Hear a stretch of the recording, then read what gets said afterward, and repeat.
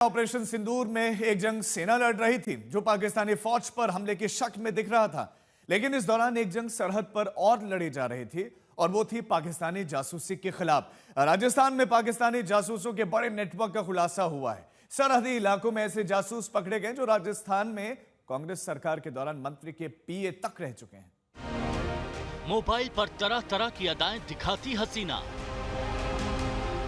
Mobile की दूसरी तरफ से आती मर्दाना आवाज। यह है राजस्थान में भारतीय सरहद के इस पार पाकिस्तान के जासूसी नेटवर्क का नया नमूना। भारत के खिलाफ जासूसी के लिए पाकिस्तान ने जो तमाम साजिशें रची हैं, उनमें से एक है हनी ट्रैप वाली साजिश। इस साजिश का पूरा खुलासा जानने से पहले ये ऑडियो सुनिए। तो वो हमारी बातचीत हो गई है, मैं वो बातचीत पक्की करे रेट ऑफिसर मिल गया पासपोर्ट मिल रहे हो आए 15 दिन अंदर अंदर के वीज़ा लगा देना जी हमारी वीज़ा लगा दी हूँ 15 दिन अंदर अंदर था। भारत की जमीन पर बैठकर भारत के खिलाफ पाकिस्तान के लिए जासूसी की ऐसी न जाने कितनी आवाजें सुरक्षा और खुफिया एजेंसियों ने पकड़ी है। इस पूरी कहानी को समझने के लिए चलते हैं भारत पाकिस्तान के सरहदी इलाकों में। दूर दूर तक रेगिस्तानी इलाका, हरियाली का नामो निशान नहीं, बीच में इक्का दुक्का मकान। राजस्थान में जैसलमेर से सटे पाकिस्तानी सरहद पर इन इलाकों में कोई बड़ी बस्ती, घनी आबादी नहीं, लेकिन यहाँ मज़ारें दिखने लगी हैं।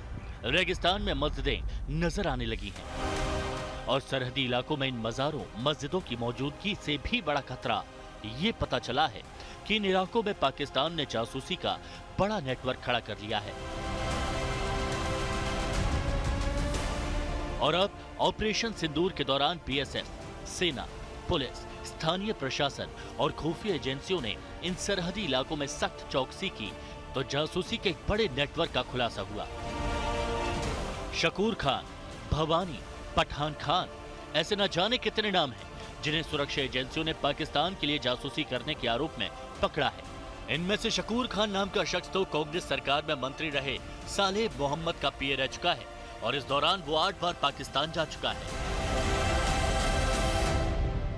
शकूर खान 8 बार पाकिस्तान जा चुका है और कई जासूसों को वीजा भी दिलवा चुका है।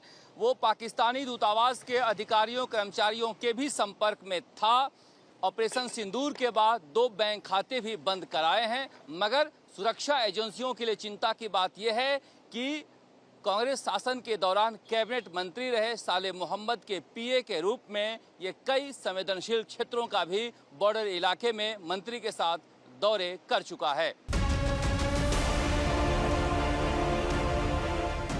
पूर्व मंत्री सालेह मोहम्मद का पीए शकूर खान और रेलवे कर्मचारी रह चुका भवानी बस इक्के दुक्के शख्स नहीं है।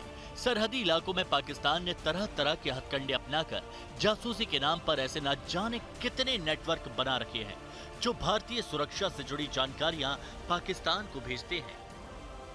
राजस्थान के रेगिस्तान में फैले सामरिक ठिकानों के आसपास गांव और बस्तियां बसी हुई हैं जहां के लोगों की रिश्तेदारियां पाकिस्तान में है। वहां पर इन लोगों को आईएसआई के जो अधिकारी कर्मचारी हैं वो फंसा लेते हैं और फिर उन्हें लालच देकर, धमका कर या फिर किसी और विधियों का इस्तेमाल करके यहाँ से सामरिक ठिकानों की जासूसी करवाते हैं। देखिए, हमारा कार्य क्षेत्र बहुत ज़्यादा बढ़ जाता है क्योंकि सीमा पर तो निगरानी और डोमिनेशन तो करना ही होता है, लेकिन हिंटरलैंड में भी हमारा काम उतना ही महत्वपूर्ण होता है। और मैं कहना चाहूँगा कि हमारी जितनी यहाँ पर सिस्टर एजेंसीज हैं, चाहे वो डिस्ट्रिक्ट एडमिनिस्ट्रेशन की बात करूँ या पुलिस की बात करूँ, सेना की बात करूँ या अन्य जो इंट एजेंसीज की बात करूँ, हमारे साथ उनके साथ ही बहुत ही अच्छा तालमेल है और हम लगातार इन्फॉर्मेशन को शेयर कर रहे थे। हिंटरलैंड में हम लोग लगातार छाए हुए थे। हम और पुलिस के साथ भी हम कई ऐसे ठिकाने थे जहाँ पर हम लोग पेट्रोलिंग भी कर रहे थे, डोमिनेशन भी कर रहे थे और हमारे जो सोर्सेज हैं उनको भी हमने एक्टिवेट कर रखा था। ऑपरेशन सिंदूर के दौरान भारतीय सुरक्षा बलों और खुफिया तंत्र की सजगता से पाकिस्तान के इस नेटवर्क का खुलासा तो हुआ है, लेकिन अभी तक ये अंदाजा नहीं लगा है कि पाकिस्तान की इन साजिशों के तार कहां-कहां तक पहुंचे हैं। खासकर सरहद पर मौजूद सुरक्षा बलों और सामरिक ठिकानों को लेकर कितनी सूचनाएं अब तक पाकिस्तान को पहुंचाई जा चुकी है, इसका अंदाजा लगाना भी मुश्किल है। शरद कुमार, जैसलमेर आज तक।